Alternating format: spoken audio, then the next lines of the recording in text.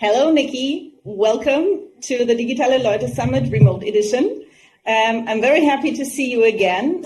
Maybe some of our attendees already seen our Ask Me Anything sessions, so we had already a few. And now we're here at the big summit. So welcome. I hope you're doing well in Berlin. Yeah, thank you so much. I'm super excited to be here. Berlin is a bit gray, but I'm happy that we're at this summit. So. Yeah, and of course, I'm very curious to hear your insights and answers to our questions regarding user research. So you work in different spheres of user research already. You are now with Zalando, but you've been at some other companies beforehand. Maybe a question to start. What is the value? Which value brings user research to a company? That's a great starting question. But I think if I had to pinpoint the one biggest value that the user research brings to a company, it's that essentially user research helps us understand what we should build for the user. So what products we should build, what features we should focus on, how we should innovate with our customers, and it puts the user in the focus of the company. So instead of thinking things like, I wonder if this user likes our company, I wonder if this user likes our brand, I wonder if this user likes our product, like our app or our website. Instead, you switch your mindset and you say, I wonder how I can help this user, regardless of the company. Like how can we serve our users better, and in a way that aligns with their goals and their needs and their expectations. Because if somebody comes to your website or your app and they are not able to achieve their goal, and they find your app or website or product difficult to use, chances are, most likely, unless you have that's the only product out there for what they're trying to do, they will go and they will find another way. They will find another solution and another product in order to achieve their goal. So what user research does is it digs up and surfaces those goals and those needs that your users have, and it puts those in the forefront. So when you're actually creating something, you're using those needs and goals as a jumping off point. So that is why you create a certain product in a certain way, or why you choose to focus on certain features, or how you determine the usability and the flow of your product. So I would say I'm obviously biased as a user researcher, but I think that's a huge value that user research brings, and it kind of reduces the cost, effort, and time spent on features and products that just don't align with users' needs or expectations. Yeah, I mean, it's in the name. It has to be user-centered in the end, but you also have to fulfill all these interests of all the different stakeholders you have in the company. But you say that user research empowers organizations to make better and smarter decisions that solve, as you said, the real human problems. Yeah. So if I'm in an organization which doesn't do user research yet, where to start? Yes, yet is the best word. So if you are not doing user research yet, the first thing that you can do to kind of get started is start reading. There are a lot of resources out there online. I know that sometimes there are too many, but great places to start are like Medium, which is the app where you can go to read all these different articles. And some other great resources are Dscout. Dscout has a blog. They have really relevant writers on the blog. Another one is Nielsen Norman Group. Nielsen Norman Group is a fantastic research and resource for anything user research. And they are also like the founders and most wonderful people who know everything about user research. And they write a lot of articles. So the best place to get started is checking out some of these resources and figuring out like, hey, where are we at our company? Like, are we a new company that wants to understand what product we should be building? Or are we an established company that just needs to understand how people are using our product? And that kind of will help decide, where you start. If you're a new company, you first have to understand, like, what's the big problem you're trying to solve? What are you trying to achieve? What are you trying to help users accomplish with your app? What pain points from these people are you trying to take away? What are you trying to solve for? So if you start with that problem and you work from there, then you're going to be taking away pain points from people, and people are then more likely to engage with and use your product or your service. If you're an already established company that has a product, what you can do is you can start doing some evaluative research, like some usability testing, which is really quick and easy to do, despite the rumor that user research is long and difficult. It can be quick and easy. So you kind of start there with evaluating, like, hey, how are people currently using our product or our service? And you can do that both with quantitative data, so looking at like Google Analytics and usage metrics, or you can do you can do qualitative research to understand more deeply, like, hey, we see that you're doing this action. Why are you doing that? Tell us more about like your thought process behind when you're using our product or service. And that kind of gives you that holistic picture if you're using that quant data and then jumping off with the qual data. So you say that you don't have to be a research specialist in the beginning, especially when you're at a quite small new company. You can just get all these tactics and methods from books and courses and just start, right? You don't have to prepare every interview a half year in advance before you get valuable outcome, right? Yeah, I would say that if you're just starting out in user research and you've never done this before and you don't really know that much about user research, start out with usability testing. You can do this with a live product, or you can do it with a prototype, so some wireframes. And that prototype doesn't have to be pretty. So if you also can't design, you don't need to make like a pretty prototype to test it with people. In fact, it can be boxes, it can be circles, it can be black and white. Actually, the lower fidelity of the prototype, the better, because then people give you more honest feedback if they feel like it's in that kind of like weird stage where you're still trying to figure out what and how to build something. So I would start off with usability testing. The more generative discovery research is harder to learn, only because it takes practice having very open-ended conversations with people, and digging through insights and knowing to ask why at certain points. It's definitely learnable if you continue trying and doing it and reading up and practicing. And as a tip, you can practice in stakeholder meetings. You can also practice with friends and family. I practice on my fiance to make sure that we have open-ended conversations as often as possible. So it's something that you can practice in day-to-day life. But start out with usability testing, because that is a nice, easy introduction into user research, and can get you a lot of valuable insights right at the beginning. So the title of our interview is "It Gives You Ideas, Not Answers." And my question would be here, how to implement those ideas then in product development. So how to get everyone on board, because I remember almost from every Ask Me Anything we did, people were asking like, so my boss is not very into user research. He doesn't want to do that. How can I convince him or her? So how can we implement those ideas we get in the product development process? Yeah, of course. So something that I do with stakeholders that aren't interested in user research, let's say, is I hold like an educational workshop where I say, this is the value of user research. I try and tie this back to revenue as often as possible.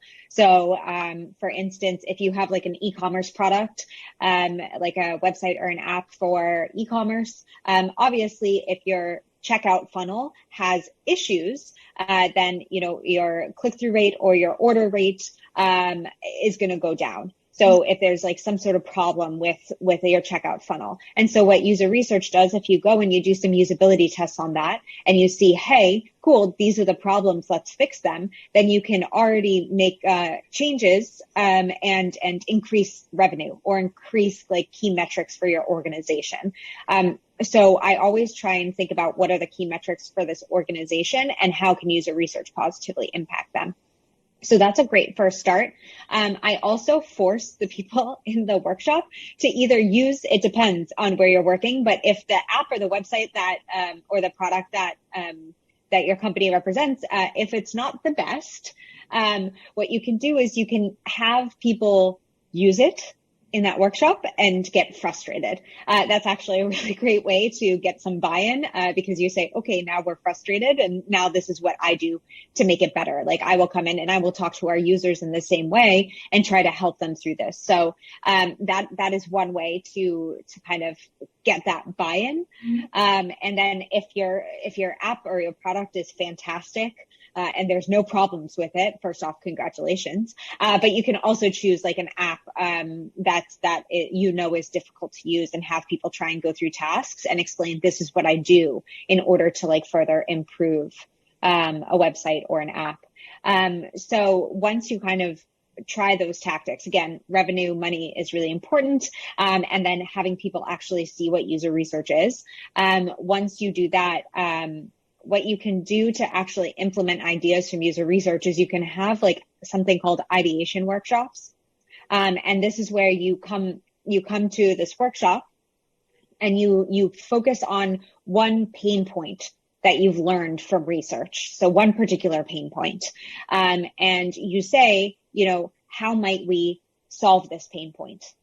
And so what happens is within that workshop, there are many different ways to do ideation, but one of the most popular ones is called Crazy Eights from Google. And so you are tasked to create like 8 ideas in a certain amount of time. And they can be like crazy ideas. They should be crazy ideas. They should be, not feasible, maybe ideas, but you create all these different ideas and each person does this on their own. And then you present and the group votes on the best ideas. And then these go into like a prototype phase, which you can then usability test further. So that's kind of how user research goes like in this cycle. And then once that pain point is done, you take the next pain point and you do the same thing. And of course you can vary the ideation with this. Like it doesn't always have to be the Crazy Eights. There's one where somebody starts something and you move it to the next person and the next person continues, like kind of like telephone, but with drawing. So there are plenty of ways to do this and to keep the creativity and fun in it. But that's kind of how you take these like bigger insights or pain points into like real work and real life. You also have some very nice approaches how to present the results of such a user research study. Yeah. How do you do that right now at Zalando? At Zalando is a little bit different since we tend to present during like we call them campfires. So we tend to present during like a big campfire with like a lot of different people, which is kind of stressful sometimes. So what we do is we have like a presentation that we walk people through that has the kind of how the study was set up, the problem that we were trying to figure out, the participants, and then the insights. What I try to make sure we do in those particular meetings is make sure that there are videos as much as possible. So videos are the key to getting people on board and getting people to understand user research, especially if your stakeholders weren't able to attend the research. So anytime that you can do like videos in presentations, it really helps people empathize with what happened and then gets them thinking about, okay, that's interesting. How can we solve that? Because your mind automatically goes into like, wow, this is the problem. How can we solve that? So videos are a very, very powerful way. And you can do them in quick time. You can cut them up. They don't have to be perfect. There are plenty of tools out there that allow you to kind of put a few different videos together of the same problem that you're seeing and then presenting that. So that's one way to kind of make sure that people are really seeing what happened. You are a New York native, right? So Yes. you moved to Berlin some time ago, and there are a few differences, right, in user research approaches there and here. So what was maybe the biggest challenge for you when you had to kind of restructure the approach, maybe? GDPR. GDPR just like isn't a thing in America as much as it is here. So it's much easier to reach out and recruit in America than it is in the EU. So that was like my number one slap in the face when I came here, because I was like, we could just email people, and it's like, you can't email people unless they opted in. And I'm like, but what about the people that didn't opt in? I want to talk to them and figure out why. So there are obviously like some ways around that with recruiting through agencies, but that GDPR really made it a lot more complex, especially with recruitment, which is already a really tough subject. And people tend to have a hard time with recruitment anyways. But, you know, we got around it. We used Hotjar to put like a little widget pop up on the side of our website that asked people who were coming if they were interested in user research and like doing a session with us. And that's how we got around the whole like opted in. Of course, some of the people who responded to that were opted into our email, to our newsletter. And that's another way that we got more people. But we also were able to talk to some people who had just like seen the website for the first time or who had never really heard of us before. So there are ways around it, but it just made recruitment a little bit more tricky than it already was. Yeah, I can imagine that. Yeah. What would you say, maybe as a final question, to get back to the first one, kind of? So people who tell you user research is very expensive, it takes very long, and we don't know what will happen in the end, so we don't do that. What would you tell these people? You can certainly, if you want to, make user research very long, very expensive, and probably not very useful. So just like anything else, it can go wrong. But what I would probably do is point out things like Google Ventures, so Google Sprints. You know, you have that concept of kind of user testing within 1 week even. Now that's a very lean version of this, so you can take something like 2 weeks to do it instead. But you can kind of prove like, hey, this is a very well-known kind of framework that Google has that we can apply. And maybe we don't do it in 1 week, maybe we do it in 2 weeks, but it's very possible. Alongside that, there are a lot of case studies out there that show the importance of user research in terms of like how it helps validate product ideas. So there's Google Graveyard, which is all the Google products that have died because they weren't validated. So you can point to things like that, like what happens when a company doesn't do user research, or what happens when you ignore your users, or you don't really think about what they need or want. So there are plenty of also case studies available on that. So mixing those two things together to kind of show that, and then if nobody listens, just try and do it and then show the result. So that's another option. And this will be probably very convincing. So yes. People will change their minds. Yes. Thanks a lot, Nikki. It was a pleasure to talk to you as always. And now I would like to hand over to Stefan, who has probably some questions from our attendees. Perfect. Yes, we have a lot of questions. Okay. Just a second. The first question is, what is the difference between user groups, segments, personas, and user roles? Okay.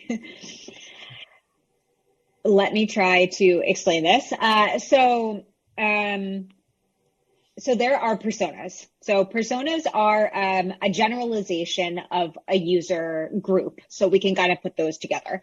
So it's a group of people who show similar attributes. This doesn't have to be something like demographics. This can actually, and it shouldn't be, personas should be more based on like a group of people that have similar needs and goals, and probably more or less act in similar ways on your website or your app. So it's much more focused on this like needs and this goals and this pain points. And that's kind of how you should be I don't want to use the word segment, grouping your users into personas, because what that does is that helps you make better decisions. So, you know, I was actually talking to my fiance, and he loves model trains. And he buys them all the time from this antiquated website that is like, has the worst user experience. And he was talking to me, and he was like, I don't think that they care that I'm like 30 years old and have all this experience in tech and know how to use these websites and would prefer a better experience. Like, they don't care about like my demographic. They just want to serve like people who like trains, and make that make the search function and have like all the inventory for people who are obsessed with this kind of hobby. So like your personas should be based more on those like actual human factors rather than just like age or gender or race. So that's one thing. And then you get to segments. Segments can be similar, but those are generally the more demographic kind of ways to group your users. So like by location is a very popular segment, or by gender, by age. Like those are very, very popular segments. And you can also slice up that's a really bad way to talk about people. You can also group your users by those segments as well. And if you combine segments and personas, you have something called archetypes.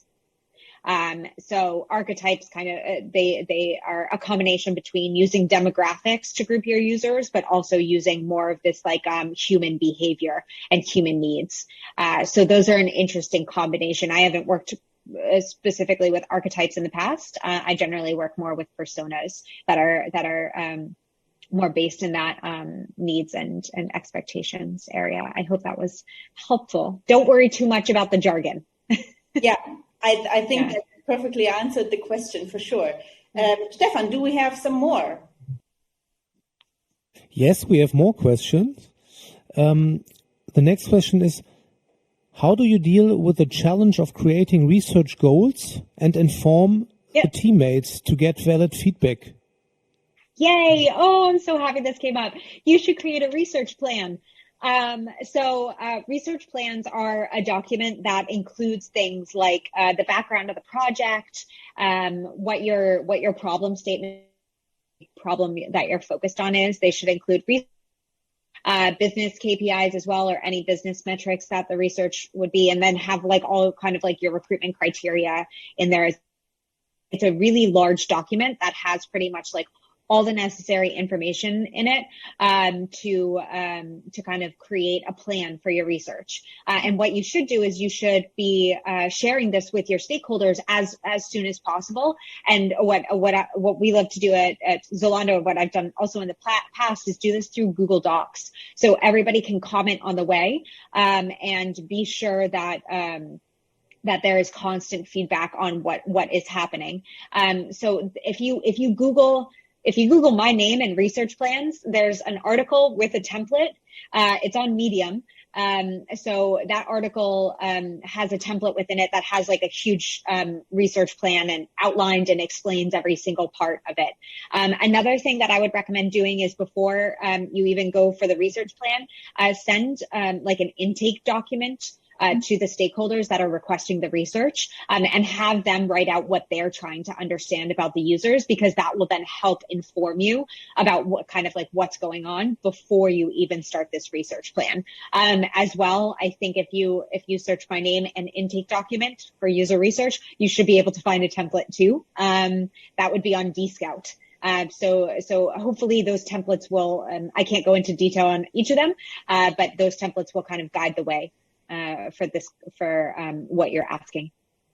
Yeah, I definitely encourage everyone to Google Nikki Anderson because there are a lot of insights and articles and templates and so on, as she said, out there. So yeah, have a look at her website for sure. Stefan, do we have another question? Yes, there is another question. How would you find people to test your low fidelity prototype if you are in a startup and don't have a budget for user testing? Sure. So there are a few things that you can do when you don't have like a huge budget for user testing.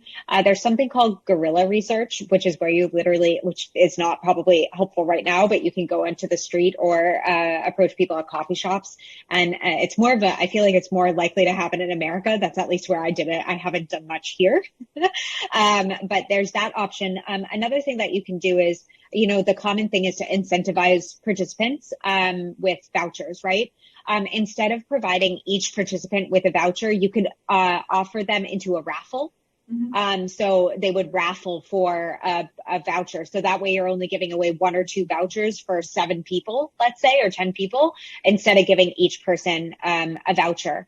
Another thing that you can do for incentivizing is give like a discount or like invite people to beta test your product so that they would be regular testers and they can get early access to features.